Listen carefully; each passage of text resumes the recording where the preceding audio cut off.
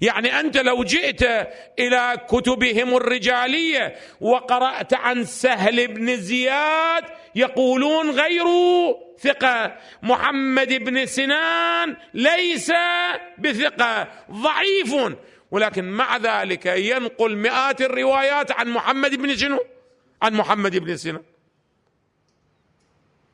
ويعبر عنه في مقدمة كتابه روايات شنو؟ صحيحة. تقبل هذا؟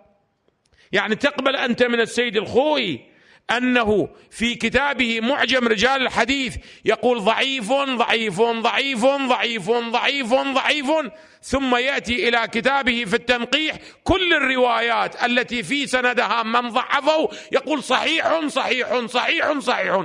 بعد أصلا أنت تعتمد على علمه مثل هذا الإنسان أو لا تعتمد؟ بعد تقول مو معقول يا أخي، أنت في كتبك الرجالية تقول كل هؤلاء ماذا؟ ضعفاء، فكيف تقول في التنقيح أن رواياتهم ماذا؟ صحيحة؟ الجواب ما هو؟ الجواب ما هو؟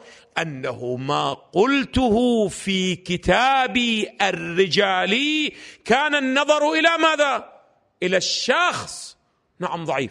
أما ما قلته في الكتب الحديثية كان النظر إلى ماذا؟ إلى مجموعة القرائن. نعم محمد بن